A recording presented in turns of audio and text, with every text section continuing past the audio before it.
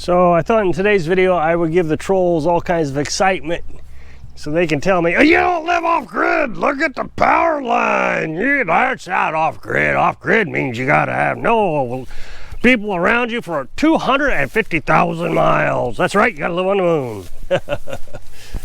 So yeah, today's video is all about that power line right there. It really is. Now, just for those who, I mean, I don't know why I would do this, but just in case you want some evidence that I don't live on those lines, one of it is the solar panels.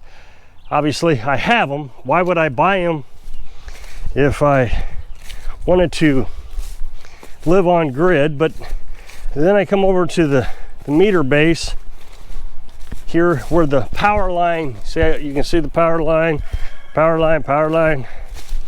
and there's the meter base with voila, no meter. In order for the electric company to determine how much electric you use each month, you have to have a meter here. But I have literally been told, well, then you must take it out every day when you make these videos. Well, they put a little lock on this thing that it's like a federal crime or something. I don't know, that you're not supposed to take off. Well, it doesn't even have a lock on it. So I have a big concern and a little bit of regret. This is a walnut tree here. And it's a beautiful tree. One of the problems it always had, though, is it has always been wrapped in vines. And I think, although now I'm looking at it, maybe not, but at first I thought that was poison ivy, but I guess it's not. I didn't really look at it, I just assumed it was. But it's had poison ivy on it many times before. I come out here and you'll see that I come out with a pocket knife occasionally, and I cut the vine so it just continues growing. And it drops walnuts every other year, and a lot of them too. In the fall time, we just got a bunch this last fall, but we don't eat them anymore. We went carnivorous, we only eat meat now. So they're just sitting in the house. I do have another walnut tree right here, right over the house, and it drops just as many walnuts every other year. It's this one right here. And then there's another walnut over here. It's wrapped up in an oak tree. So the one on the left here is a walnut tree.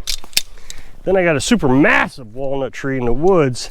And if there's time in this video, I might show it to you. We don't go down to get walnuts off that one very much. The squirrels usually eat those pretty quick. But that one's huge. And there used to be another walnut right over here in front of the burn barrel. But before I knew what walnut was, I cut it down because it was definitely in the way with the camper. When we had the truck camper, we were living down here with the truck camper. And I just thought, hey, firewood. So right here is that stump. But this is a serious problem tree. As you can see, I would think you can see, the limbs are starting to encroach upon the power lines. I figure I got another 2 or 3 years before I really got to deal with it. The problem is that the power company's going to want to come out here and clean it up. And they do it every now and then. So I need to get it before they come out. And you can see they've trimmed this before. I don't know, maybe you can see. I mean, it's obvious they've trimmed it all up before. I told Carolyn I wanted to get up there and trim it. And she just was not thrilled with that idea at all. So I said, well, I'll cut it. But I'm really nervous about cutting it. I am extremely nervous about cutting it. It leans, I don't know how well the camera is going to pick it up. It leans away from the power line. The reason I don't want the power company to come out here is they're going to want me to move the camper so they can get to it. I don't want to move the camper. One, we can't get it to go up the hill. It just won't go. The guy who brought it out here got stuck. So the only way I could probably get it is we got a tractor, and Carolyn wants to leave it here. So I don't want to move it, and they're going to make me move it because I got to keep an easement. Now I have plenty of easement. That's the thing. There's a ton of easement, but I'm certain they're going to want to move that. So it leaning this direction is great news because really I can put it anywhere over here. It would just land anywhere. I mean, you got, what, 100 feet? How can you miss? The problem is maybe you can tell from this camera angle, it also leans uphill. So it leans, this is literally west, and this is south. So it's leaning southwest. Well, southwest, I'm gonna put you right up against the tree, runs right into that well house, and if it goes really wildly wrong, it goes into the house. I don't think it would go that bad, but there's a huge risk of this limb slamming into the well house if it got off course at all. So I've been very reluctant to cut it. So there was this guy advertising on our community's Facebook page, and he says tree trimming or tree cutting, and he has this picture, part of the post, of a tree right up against the house. And I thought, well, shoot, this won't be any problem for him, and I bet he wouldn't even charge that much, is what I was thinking. If he can cut anything from that, you know, that close to the house. I mean, it was just inches away from the house, probably, you know, the same distance from the camper here. So he comes out and he's looking at it, and of course immediately he has the same concern as I do. Now here's my thinking. I watch this guy on YouTube. He's got 9,000 subscribers, doesn't hardly ever get any views, but he used to work for the state of Illinois cutting trees down. I guess in Illinois the state has to come down and cut trees or something in your property. I don't understand it, but anyway, that's what he did for a living. And when he cuts a tree down, there's no mistaking what it's going to do. You put a dime on the ground, a nail in the tree, and that nail will hit the dime. My dad is the same way, except now my dad lives in Florida, and he's up in the, what, he'll be, I guess, getting up in his 70s pretty soon, I guess this year. So, you know, it's not like he's going to drive up here. I mean, he may visit one day, but he's not going to drive up here and cut a tree down. Now, in my younger days, I asked Dad to come up to our house. This was years ago, not here. And I had this huge tree, huge. It was maple and it was hollow. I said, can you just guide me through cutting this tree down? Yeah, sure. I start the chainsaw up, cut it up, you know, made the wedge. And he's telling me, okay, go over here a little bit more, a little deeper over here, and this and that. And again, if there had been a dime on the ground and a nail in the tree, the nail would have hit the dime. It landed absolutely perfectly. So Dad has a lot of experience, but me, I don't have a lot of experience cutting trees. I've done some neat things with it because I've got the knowledge, I just don't have the experience. So I've done some pretty cool things, but with it being next to this power line, I'm sure that would just be horribly expensive if I broke the power line. So I don't have any faith in doing it. So he comes over, and immediately he has the same problem I have. Now I'm thinking, if you're a professional, you're gonna lay this down, because I've watched YouTube videos of guys just laying it down. A couple wedges, you know, those plastic, I got some of those plastic wedges. They tap it in the hole in the cut, it just lands right there. He says, that branch is the kind of a problem right there. It may hit the well house. Okay, same problem I have. Now in the past, I thought, well, maybe I'll just buy a rope, run the truck down there, tie the tree off to the rope with a come along, tighten it up real tight, and if it starts to go in the wrong direction, I can just run over to the come along and pull it the direction I want to go, if the wedges that you tap in don't make it go the way you want it to go. So he said I could do the same thing, he could do the same thing, and get a rope over there. So he's explaining to me exactly what I already thought. He says, but this poison ivy, that's a problem. And I thought, well, yeah, it's a problem, but if this is what you do for a living, it can't be that big of a problem. I'm allergic, can't do it. So what I'm gonna need you to do is, you got a ladder? He says, you got a ladder? Yeah, I got a ladder. I would have to have you go up there and tie off a rope. Me? What? Are you paying me? What's going on here? So, okay, well, I'm listening. Yeah, this is a big job. What?